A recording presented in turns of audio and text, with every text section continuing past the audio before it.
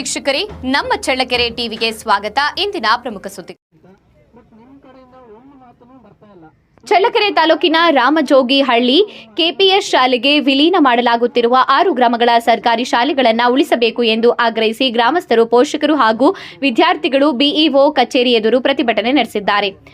AIDSO ಹಾಗೂ ಸಾರ್ವಜನಿಕ ಶಿಕ್ಷಣ ಉಳಿಸಿ ಸಮಿತಿ ನೇತೃತ್ವದಲ್ಲಿ ನಡೆದ ಪ್ರತಿಭಟನೆಯಲ್ಲಿ ನನ್ನಿವಾಡ ಗೊಲ್ಲರಹಟ್ಟಿ, ಕರೇಕಾಟ್ಲಹಟ್ಟಿ, ಜನ್ನೇನಹಳ್ಳಿ, ಲಂಬಾಣಿಹಟ್ಟಿ, ಹೊಸ ಮುಂಚೆಗುಂಟೆ, ನಲಜಾಮನಹಟ್ಟಿ ಹಾಗೂ ಜನ್ನೇನಹಳ್ಳಿ ಗ್ರಾಮಗಳ ಜನರು ಭಾಗವಹಿಸಿದರು. ಪ್ರತಿಭಟನೆಯನ್ನು ಉದ್ದೇಶಿಸಿ ಮಾತನಾಡಿದ ಸಾರ್ವಜನಿಕ ಶಿಕ್ಷಣ ಉಳಿಸಿ ಸಮಿತಿಯ ಜಿಲ್ಲಾ ಅಧ್ಯಕ್ಷ ಯಾದವರೆಡ್ಡಿ, ಹಳ್ಳಿಯ ಶಾಲೆಗಳನ್ನು ಮುಚ್ಚುವುದರಿಂದ ಬಡ ಮಕ್ಕಳ ಶಿಕ್ಷಣಕ್ಕೆ ತೊಂದರೆಯಾಗಲಿದ್ದು, ಶಾಲೆ ಬಿಟ್ಟ ಮಕ್ಕಳ ಸಂಖ್ಯೆ ಹೆಚ್ಚಾಗುವ ಅಪಾಯವಿದೆ ಎಂದು ಆತಂಕ ವ್ಯಕ್ತಪಡಿಸಿದ್ದಾರೆ. ಸರ್ಕಾರವು ಕೆಪಿಎಸ್ ಯೋಜನೆಯ ಹೆಸರಿನಲ್ಲಿ ಗ್ರಾಮೀಣ ಶಾಲೆಗಳನ್ನು ದುರ್ಬಲಗೊಳಿಸುತ್ತಿದೆ ಎಂದು ಆರೋಪಿಸಿದ್ದಾರೆ. ಇದೇ ಸಂದರ್ಭದಲ್ಲಿ ಎಐಡಿಎಸ್ಒ ರಾಜ್ಯ ಕಚೇರಿ ಕಾರ್ಯದರ್ಶಿ ಮಹಾಂತೇಶ್ ಬೀಲೂರ್ ಮಾತನಾಡಿದರು. ಪ್ರತಿಭಟನೆಯ ವೇಳೆ ಗ್ರಾಮಸ್ಥರ ಮನವಿಗೆ ಸ್ಪಂದಿಸಿ ಬಿಇಒ ಸುರೇಶ್ ಯಾವುದೇ ಶಾಲೆಗಳನ್ನು ಬಲವಂತವಾಗಿ ಮುಚ್ಚುವುದಿಲ್ಲ ಹಾಗೂ ಕೆಪಿಎಸ್ಗೆ ಮಕ್ಕಳನ್ನ ಸೇರಿಸಲು ಪೋಷಕರ ಮೇಲೆ ಒತ್ತಡ ಹೇರುವುದಿಲ್ಲ ಎಂದು ಭರವಸೆ ನೀಡಿದ್ದಾರೆ. ಕರೇಕಾಟ್ಲಹಟ್ಟಿಯ ಪೋಷಕಿ ರತ್ನಮ್ಮ ಹಾಗೂ ಜನ್ನೇನಹಳ್ಳಿ ಲಂಬಾಣಿಹಟ್ಟಿಯ ಸಾರ್ವಜನಿಕ ಶಿಕ್ಷಣ ಉಳಿಸಿ ಸಮಿತಿಯ ಅಧ್ಯಕ್ಷ ರಂಗಸ್ವಾಮಿ ತಮ್ಮ ಗ್ರಾಮಗಳ ಶಾಲೆಗಳನ್ನು ಉಳಿಸಿಕೊಳ್ಳಲು ಹೋರಾಟ ಮುಂದುವರಿಸುವುದಾಗಿ ತಿಳಿಸಿದ್ದಾರೆ. ಪ್ರತಿಭಟನೆಯ ಅಧ್ಯಕ್ಷತೆಯನ್ನ ಎಐಡಿಎಸ್ಒ ಜಿಲ್ಲಾ ಸಂಚಾಲಕ ಈರಣ್ಣ ವಹಿಸಿಕೊಂಡಿದ್ರು. ಅಭಿಷೇಕ್, ರವಿಕುಮಾರ್, ನಾಗೇಂದ್ರ, ಗಿರೀಶ್, ಚಿಕ್ಕಣ್ಣ, ನಿಜಲಿಂಗಪ್ಪ ಸೇರಿದಂತೆ ಗ್ರಾಮಸ್ಥರು ಹಾಗೂ ಪೋಷಕರು ಭಾಗವಹಿಸಿದ್ರು.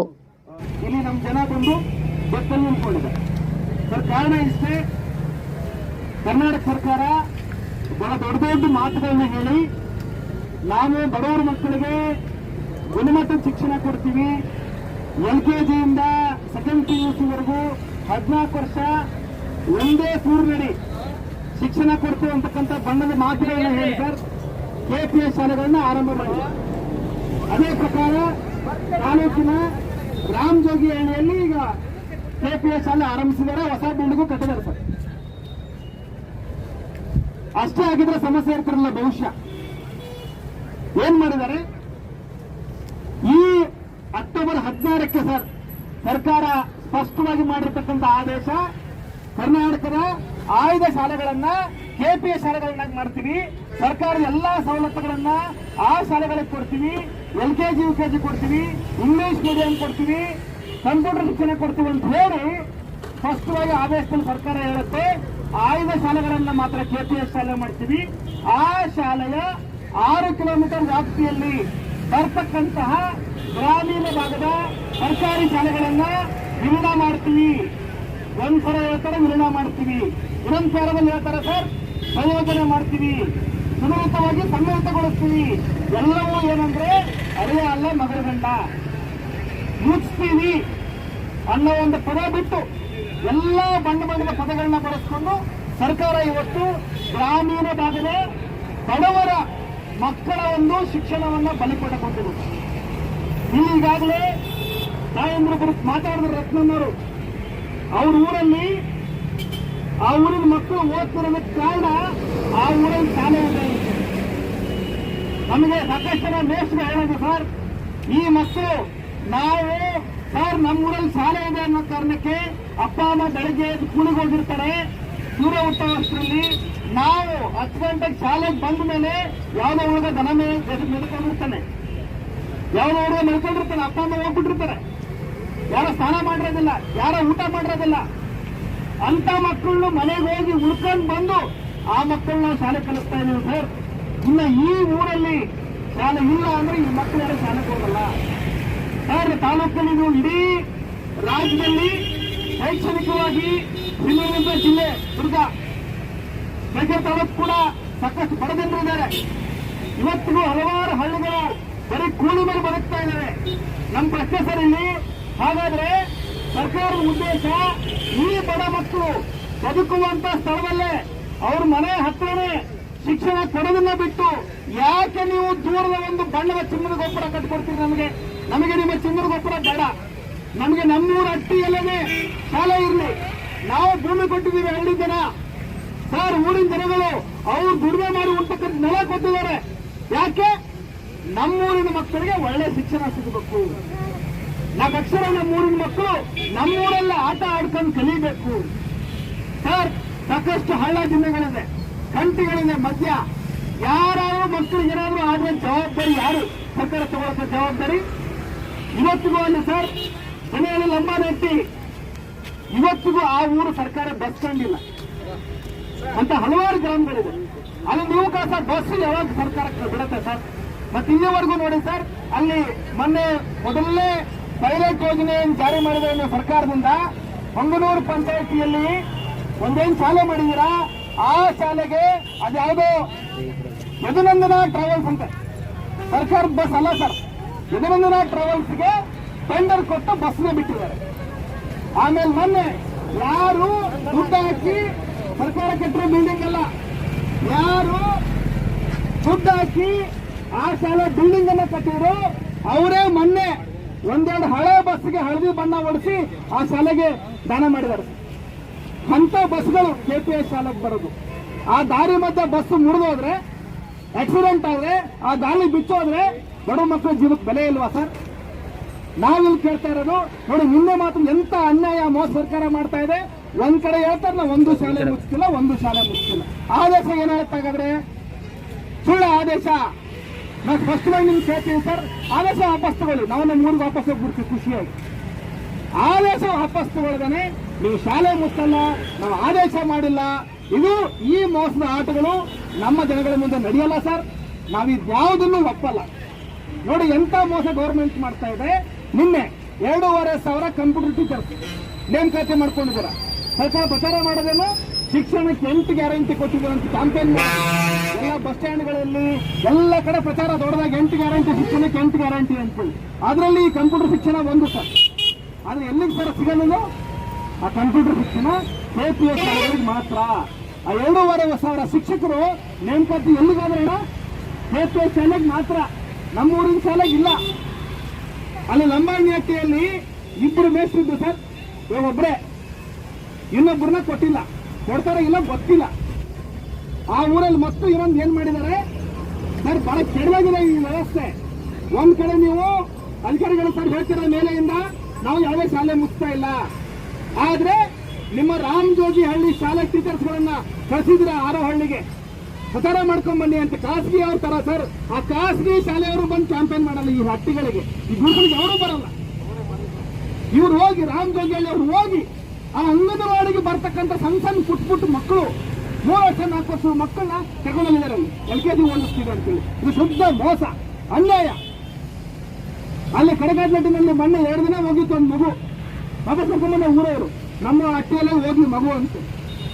ಸರ್ ಇಂಥ ಒಂದು ಸರಳ ಯೋಜನೆ ಈ KPS ನೀವೇನು ಬಂದ್ ಮಾಡೋದು ಮಾತು ಹಾಕಿದಾರ, ನಮ್ಗೆಲ್ಲ ಸತ್ಯ ಗೊತ್ತಿದೆ. ಈ KPS ಶಾಲೆ ಗೌರ್ಮೆಂಟ್ ನಡೆಸಲ್ಲ. ಈ KPS ಶಾಲೆ ನಿಮ್ಮ ಆದೇಶನೇ ಹೇಳುತ್ತೆ. ಅಕ್ಟೋಬರ್ 16ಕ್ಕೆ ಆದೇಶ ಮಾಡಿದ್ದೀರಾ, ಆ ಆದೇಶ ಸ್ಪಷ್ಟವಾಗಿ ಹೇಳುತ್ತೆ KPS ಶಾಲೆಗಳನ್ನ ಮೇಲುಸ್ತುವಾರಿಯನ್ನ ಹೊರಗುತ್ತಿ ಮಾಡಲಾಗುವುದು. ಹೊರಗುತ್ತಿಗೆ ಅಂದ್ರೆ ಏನ್ ಸರ್? ಗೌರ್ಮೆಂಟ್ ಅಲ್ಲ, ಹೊರಗುತ್ತಿಗೆ ಹೊರಗಿನವರು ಖಾಸಗಿಯವರು ನೋಡ್ಕೋಬೇಕು KPS ಶಾಲೆನ. ಅಣ್ಣ ರಾಮಜೋಗಿ ಹಳ್ಳಿ ಶಾಲೆ ದೊಡ್ಡದಾಗಿ ಬಿಲ್ಡಿಂಗ್ ಕಟ್ಟಿದಾರಲ್ಲ, ನಾಳೆ ಗೌರ್ಮೆಂಟ್ ಅದನ್ನ ಮ್ಯಾನೇಜ್ ಮಾಡೋದಿಲ್ಲ, ಯಾವನೋ ಖಾಸಗಿಯವನಿಗೆ ಕೊಡ್ತಾರೆ. ಆಮೇಲೆ ಆ ಶಾಲೆ ರನ್ ಮಾಡಬೇಕು ಅಂತಂದ್ರೆ ಸ್ವಂತ ಮೂಲದಿಂದ ಆದಾಯ ಸಂಗ್ರಹಿಸಬೇಕಂತ. ಅಂದ್ರೆ ನಾವೆಲ್ಲ ಬಡವರು ದಿನಕ್ಕೆ 600 ರೂಪಾಯಿ ಕೂಲಿ ಮಾಡಿ ಅದರಲ್ಲಿ ಏನು 80% ಗೌರ್ಮೆಂಟ್ ಕಟ್ತೀವಲ್ಲ, ಅದರಲ್ಲಿ ನಮ್ಮ ಶಾಲೆ ನಡೆಯಲ್ಲ. ರಾಮಜೋಗಿ ಹಳ್ಳಿ ಶಾಲೆ KPS ಶಾಲೆ ನಡೆಯಲ್ಲ, ನಮ್ಮೂರಿನ ಶಾಲೆ ಹಂಗೆ ನಡೆಯುತ್ತೆ. ಅದಕ್ಕೆ ಸರ್ ಖಾಸಗಿಯವ್ರ ದುಡ್ಡಲ್ಲಿ ನಡೀತಕ್ಕಂಥ KPS ಶಾಲೆ ನಮಗೆ ಬೇಡ ಸರ್. ದಯವಿಟ್ಟು ಕೇಳಿಸ್ಬೇಕು, ತಾಳ್ಮೆ ಇರಲಿ ದಯವಿಟ್ಟು ಪ್ಲೀಸ್ ಸರ್. ನಾವು ಮನವಿ ಮಾಡ್ತಾ ಇದ್ದೀವಿ, KPS ಏನಿದೆ ಅಂತ ಜನರಿಗೆ ಹೇಳ್ತಾ ಇದ್ದೀವಿ, ನಿಮಗೂ ಮನವಿ ಮಾಡ್ತಾ ಇದ್ದೀವಿ. ಅದಕ್ಕೆ ನೋಡಿ ಸರ್, ಯಾರೋ ಒಬ್ಬ ಖಾಸಗಿಯವ್ರ ದುಡ್ಡಲ್ಲಿ ನಡೀತಕ್ಕಂಥ KPS ಶಾಲೆ ನಮಗೆ ಬೇಡ ಸರ್. ನಮ್ಮ 6 ಊರಿನ ಗ್ರಾಮಸ್ಥರ ಒಕ್ಕೋರಿನ ಮನವಿ ಸರ್, ನಿಮಗೆ ಆಗ್ರಹ. ನಾವು ನಮ್ಮ ಇವತ್ತಿನ ನಿಮ್ ಕೈ ಕೊಡ್ತಾ ಇದೀವಿ, ನಾವು ಮನವಿ ಪತ್ರ ಅಂತ ನಾವು ಬರ್ದಿಲ್ಲ ಸರ್, ಇದು ನಮ್ಮ ಆಗ್ರಹ ಪತ್ರ. ಬಟ್ ನಿಮ್ ಕಡೆಯಿಂದ ಒಂದು ಮಾತನ್ನು ಬರ್ತಾ ಇಲ್ಲ. ಈ ಅಷ್ಟು 6 ಹಳ್ಳಿಗಳ ಶಾಲೆ ಮುಚ್ಚಲ್ಲ ಅಂತ ಒಂದು ಮಾತನ್ನು ಹೇಳ್ತಿಲ್ಲ ಸರ್. ಮತ್ತೆ ಇದು ಆದೇಶ ಲೀಸ್ಟ್ ಅಲ್ಲಿ ಇದೆಲ್ಲ ಸರ್, ಮತ್ತೆ ನೀವು ಹೇಳ್ಬೇಕಲ್ಲ ಸರ್. ದಯವಿಟ್ಟು ಯಾರು ಕೂಡ ತಪ್ಪಾಗಿ ಭಾವಿಸಬೇಡಿ. ಯಾವುದೇ ಶಾಲೆಯನ್ನ ನಾವು ಕಡಾಖಂಡಿತವಾಗಿ ಮುಚ್ಚುವುದಿಲ್ಲ. ಈ ಎಲ್ಲ ಶಾಲೆಗಳಲ್ಲೂ ಶಿಕ್ಷಕರಿದ್ದಾರೆ, ಶಿಕ್ಷಕರಿದ್ದಾರೆ, ಜನರಲ್ ಅಮ್ಮನಹಳ್ಳಿಯಲ್ಲಿದ್ದಾರೆ, ಜಂಗನಹಳ್ಳಿಯಾಗಿದ್ದಾರೆ, ಯಾವುದು ಮುಚ್ಚಿಲ್ಲ. ಕಡೆಕಾಟ್ಲಟ್ಟಲ್ಲಿ ಇಬ್ಬರಿದ್ದಾರೆ, ಎಲ್ಲ ಸಹಜವಾಗಿ ನಡೀತಿದೆ. ಯಾವುದೇ ಕಾರಣಕ್ಕೂ ಆ ರೀತಿಯಾಗಿ ತಪ್ಪಾಗಿ ಭಾವಿಸಬೇಡಿ. ಆದೇಶ ನಾನು ಹೇಳದ್ ಕೇಳಿ, ಇವಾಗ ಒಂದು ಪ್ರಸ್ತಾವನೆ ಇದೆ, ಆದ್ರೆ ಅದು ಯಾವುದೇ ಕಾರಣಕ್ಕೂ ಅನುಷ್ಠಾನಕ್ಕೆ ಮಾಡಿಲ್ಲ, ನಾವು ಮಾಡೋದಿಲ್ಲ. ಅದನ್ನ ತಾವು ದಯವಿಟ್ಟು ಅರ್ಥ ಮಾಡ್ಕೊಳ್ಳಿ. ಯಾವುದೇ ಕಾರಣಕ್ಕೂ ಯಾವುದೇ ಶಾಲೆನ ಮುಚ್ಚಲ್ಲ. ಮಾಡದಂತ ನೀವು ಹೇಳ್ತಿದ್ರಿ, ಆಮೇಲೆ ಕೇಪ ಶಾಲೆ ಸ್ಟಾರ್ಟ್ ಮಾಡಿದ್ರಿ, ಮತ್ತೆ ಪಕ್ಕದ ಹಳ್ಳಿಗಳಿಗೆ ಬಂದು ಪ್ರಚಾರ ಮಾಡಿ ಮಕ್ಕಳು ಸೇರಿಸ್ಕೊಂಡಿರಲ್ಲ ಸರ್, ಇದಕ್ಕೇನು ಹೇಳ್ತೀರಿ? ಈಗ ಶಾಲೆ ಕೆಪಿ ಶಾಲೆ ಸರ್ಕಾರದಿಂದ ಆಗಿರ್ತಕ್ಕಂಥ ಆದೇಶದ ಅನ್ವಯ ನಾವು ಮಾಡಿದ್ದೇವೆ. ಸರ್ಕಾರಿ ಪಬ್ಲಿಕ್ ಶಾಲೆಯಲ್ಲಿ ದೊರೆಯತಕ್ಕಂತಹ ಸೌಲಭ್ಯಗಳನ್ನು ಸಹ ನಾವು ಪ್ರಾಮಾಣಿಕವಾಗಿ ಕೊಟ್ಟಿದ್ದೇವೆ. ಕೆಲವೊಂದು ಕಡೆ ಶಿಕ್ಷಕರಿಲ್ಲ ಅನ್ನುವಂಥದ್ದು ಯಾವುದಿಲ್ಲ, ಎಲ್ಲ ಶಾಲೆಗಳಲ್ಲೂ ಕೂಡ ಶಿಕ್ಷಕರಿದ್ದಾರೆ. ಬರೀ ಅದಕ್ಕೆದುರಾಗಿ ನಾವು ಅತಿಥಿ ಶಿಕ್ಷಕರು ತೆಗೆದುಕೊಂಡು ಒಳ್ಳೆ ಗುಣಮಟ್ಟದ ಬೋಧನೆಯನ್ನು ಸಹ ಮಕ್ಕಳಿಗೆ ಕೊಡಿಸ್ತೇವೆ ಮತ್ತು ಮೂಲಸೌಕರ್ಯಗಳನ್ನು ಒದಗಿಸಿದ್ದೇವೆ. ಇದು ಹಂತ ಹಂತವಾಗಿ ನಮ್ಮ ಒಂದು ಏನು ಗುರಿ ಇದೆ, ಆ ಗುರಿಗೆ ತಕ್ಕಂತೆ ನಾವು ಸಾಗಬೇಕಾಗುತ್ತೆ. ಹಾಗಾಗಿ ಈ ಹಂತದಲ್ಲಿ ನಾವು ಯಾವುದೇ ಕಾರಣಕ್ಕೂ ಯಾವುದೇ ಶಾಲೆಯನ್ನು ಮುಚ್ತೀವಿ ಅಂತಕ್ಕಂಥದ್ದು ದಯವಿಟ್ಟು ತಪ್ಪಾಗಿ ಭಾವಿಸಬೇಡಿ. ಯಾವುದೇ ಕಾರಣಕ್ಕೂ ಹಾಗಾದ್ರೆ ಸರ್ ಮುಚ್ಚಲ್ಲ ಅಂತ ಹಾಗಾದ್ರೆ ನಾವು ಕೇಳಿಸ್ತಾರೆ ನಿಮಗೆ KPS ಶಾಲೆ ನೀವು ರಾಮಜೋಗಿಗಳಿಗೆ ಮಾಡ್ಕೊಂಡಿದ್ದೀರಲ್ಲ, ಅಲ್ಲಿ ಮಾಡ್ಕೊಳ್ಳಿ ಸರ್. ಪ್ರಚಾರಕ್ಕೆ ಸುತ್ತ ಹಳ್ಳಿಗೆ ಯಾಕೆ ಬರಬೇಕು, ಅದನ್ನು ಅನುಕೂಲ ಕೊಡಿ ಸರ್. ಹೇಳಿ, ಇರೋ ವಿಷಯವನ್ನ ನಾವು ಪ್ರಚಾರ ಮಾಡಿದಾಗ ಅಷ್ಟೇನು ಯಾವುದೇ ಬಲವಂತವಾಗಿ ಬರಕ್ಕೆ ಇರ್ತಲ್ಲ ಸರ್. ಇಲ್ಲ ಸರ್, ನೋಡಿ ಹಾಗಾದ್ರೆ ನೋಡಿ ಹೇಳಿ, ಇಲ್ಲ ಹಾಗಾದ್ರೆ ತಪ್ಪಾಗ ಸರ್. ಯಾವುದೇ ಆಗ್ಲಿ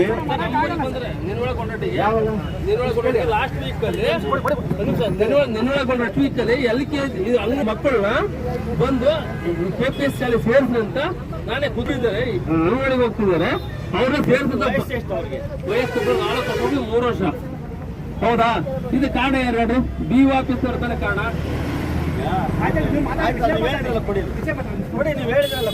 ನೋಡಿ ಹಾಗಾದ್ರೆ ಸರ್, ನೋಡಿ ಈಗ ಇವ್ರು ಹೇಳಿದ್ರಲ್ಲ ವಿಚಾರ, ಅದೇ ಹೇಳಿದ್ರು ಕೊಡಿ ಒಂದು ನಿಮಿಷ. 3 ವರ್ಷದ ಮಕ್ಕಳಿಗೆ ಯಾವುದೇ ಕಾರಣಕ್ಕೂ LKGಗೆ ಪ್ರವೇಶ ಇಲ್ಲ. 4 ವರ್ಷ ಪೂರ್ಣಗೊಂಡಿರುವ ಮಕ್ಕಳಿಗೆ ನಾವು LKG 5 ವರ್ಷ. ಕೇಳಿ ನಾನು ಹೇಳ್ತೀನಲ್ಲ ಅವರಿಗೆ, ಈಗ ಯಾವುದೇ ಆಗಲಿ ನಮ್ಮ ವಿಚಾರಗಳನ್ನ ತಿಳಿಸ್ತಕ್ಕಂಥದ್ದು ನಮ್ಮ ಜವಾಬ್ದಾರಿ ಇರ್ತದೆ. ಹಂಗಂತೇಳಿ ನಾವು ಯಾವುದೇ ಕಾರಣಕ್ಕೂ ಆ ಮಗು ಬರಲೇಬೇಕು ಅನ್ನೋದಲ್ಲ, ಆಯ್ತಾ? ಆದರೂ ನಾನು ಅವರಿಗೆ ನಿರ್ದೇಶನ ಕೊಡ್ತೇನೆ. ನಮ್ಮ ಹಂತದಲ್ಲಿ ಯಾವುದೇ ಶಾಲೆಗಳು ಕೂಡ ರದ್ದಾಗುವಂತ ಅವಕಾಶ ಇಲ್ಲ. ಪ್ರಚಾರಕ್ಕೂ ಬರಬಾರ್ದು ಸರ್. ನೋಡಿ ನೀವು ಖಾಸಗಿ ನಿಮಿಷ ಸರ್, ನೀವು ಸರ್ಕಾರದವ್ರು ಈಗ ನೋಡ್ರಿ ಪಾಯಿಂಟ್ ನೋಡ್ರಿ ಇಲ್ಲಿ ಸರ್. ನೋಡಿ ನೀವು ಖಾಸಗಿ ಶಾಲೆ ನಡೆಸ್ತಾ ಇಲ್ಲ, ಸರ್ಕಾರಿ ಶಾಲೆ ನಡೆಸ್ತಾ ಇದ್ದೀರಿ. ನೀವು ರಾಮಜೋಗಿ ಹಳ್ಳಿಯಲ್ಲಿ ಓಪನ್ ಮಾಡಿರೋ ಸರ್ಕಾರಿ ಶಾಲೆ ಅಂತ ನೀವೇನ್ ಕರಿತಿದ್ರಿ, ಅದನ್ನ ಗೌರ್ಮೆಂಟ್ ಶಾಲೆ ಅಂತ ನಾವು ಕರೆಯಲ್ಲ, ಖಾಸಗಿ ಶಾಲೆನೇ ಅದು. ಆ KPS ಶಾಲೆ ಅದನ್ನು ಗೌರ್ಮೆಂಟ್ ಈಗ ನಡೆಸ್ತಾ ಇದೆ ಸದ್ಯಕ್ಕೆ. ಆಮೇಲೆ ನಮ್ಮ ಊರುಗಳಲ್ಲಿರ್ತಕ್ಕಂಥ ಸರ್ಕಾರಿ ಶಾಲೆನೂ ಗೌರ್ಮೆಂಟ್ ನಡೆಸ್ತಾ ಇದೆ ಸರ್. ಈಗ ನಿಮ್ಮ ಮಂತ್ರಿಗಳು ಹೇಳ್ತಾರೆ ಕುತ್ಕೊಂಡು ವಿಧಾನಸೌಧದಲ್ಲಿ, ನಾವು ಖಾಸಗಿ ಶಾಲೆ ಮಕ್ಕಳಿಗೆ ಕಾಂಪಿಟೇಷನ್ ಕೊಡೋ ತರ ಖಾಸಗಿಯಿಂದ ಮಕ್ಕಳು ಸರ್, ನಿಮ್ಮ ಮಂತ್ರಿಗಳ ಮಾತು, ಖಾಸಗಿಯಿಂದ ಮಕ್ಕಳು ಓಡ್ಕೊಂಬರ್ಬೇಕು ಸರ್ಕಾರಿ ಶಾಲೆ KPS ಶಾಲೆ ಹಂಗ್ ಮಾಡ್ತೀವಂತ ಅಲ್ಲಿ ಮಂತ್ರಿಗಳು ಹೇಳ್ತಾರೆ. ನೀವಿಲ್ಲಿ ಈ ಹಳ್ಳಿಯಾಗಿರ್ತಕ್ಕಂಥ ಶಾಲೆಗಳನ್ನ ಕರ್ಕೊಂಡು ಸರ್ ನೋಡಿ, ನಿಮಗೂ ಗೊತ್ತು ಅಂಗನವಾಡಿಯಲ್ಲಿ ಬರೋ ಮಕ್ಕಳೇ ನಾಳೆ ಈ ಶಾಲೆಯಲ್ಲಿ 1ನೇ ಕ್ಲಾಸಿಗೆ ಅಡ್ಮಿಷನ್ ಆಗುತ್ತೆ ಸರ್. ನೀವು ಅಂಗನವಾಡಿನೇ ಜನ್ಮ ಜನಾಡಿ ಖಾಲಿ ಮಾಡಿಬಿಟ್ರೆ ಅಂದ್ರೆ ನಿಮ್ಮ ಉದ್ದೇಶ ಏನು? ನೀವಿಲ್ಲಿ ಹೇಳ್ತೀರಿ ನಾವು ಯಾವುದೇ ಶಾಲೆ ಮುಚ್ಚಲ್ಲ. ನೀವು ನೋಡಿ ಸರ್, ಓಪನ್ ಆಗಿ ಒಂದು ಶಾಲೆ ಕ್ಲೋಸ್ ಮಾಡೋಕ್ಕೆಲ್ಲ ತಯಾರಿ ಮಾಡ್ಕೊಂಡಿದ್ದೀರಿ, ಅದು 1ನೇ ಪಾಯಿಂಟ್. ಆ ದಾರಿ ನಾವು ನಿಮ್ಗೆ ಬಿಟ್ಟಿಲ್ಲ ಅಂತೇಳಿ ಈಗ ಅನ್ಅಫಿಷಿಯಲ್ ಆಗಿ ಆ 1ನೇ ಕ್ಲಾಸಿಗೆ ಅಡ್ಮಿಷನ್ಸ್ ಆಗಿರಬಾರ್ದಲ್ಲಿ ಆ ಅಂಗನವಾಡಿನ ಖಾಲಿ ಮಾಡ್ಬಿಡ್ತೀರಿ ಸರ್. ಲಂಬಾನಿ ಹಟ್ಟಿನಲ್ಲಿ ಸರ್ ಬರೀ 3 ಮಕ್ಕಳು ಉಳ್ಕೊಂಡಿರೋದು ಅಂಗನವಾಡಿನಲ್ಲಿ ಸರ್. ಪ್ರಚಾರ ಯಾಕೆ ಮಾಡ್ತೀರಿ ಸರ್ ನೀವು? ಪ್ರಯತ್ನವರ ಬಂದು ಊರಿಗೆ ಬಂದು ಕ್ಯಾಂಪೇನ್ ಮಾಡಕ್ಕೆ ನೋಡಿ, ರಾಮಜೋಗಿ ಹಳ್ಳಿಯಲ್ಲಿ ಕ್ಯಾಂಪೇನ್ ಮಾಡಿ ಸರ್. ಅಲ್ಲಿ ಬ್ಯಾನರ್ ಹಾಕೊಳ್ಳಿ, ಪಾಂಪ್ಲೆಟ್ ಹಂಚಿ, ಪಕ್ಕದ ಹಳ್ಳಿಗೆ ದಯವಿಟ್ಟು ಕಳಿಸ್ಬೇಡಿ ಸರ್.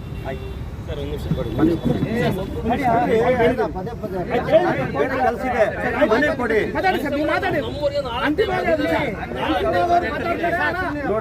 ಅವ್ರು ಮಾತಾಡ್ತಾರೆ, ಮನೆ ಕೊಡೋಣ.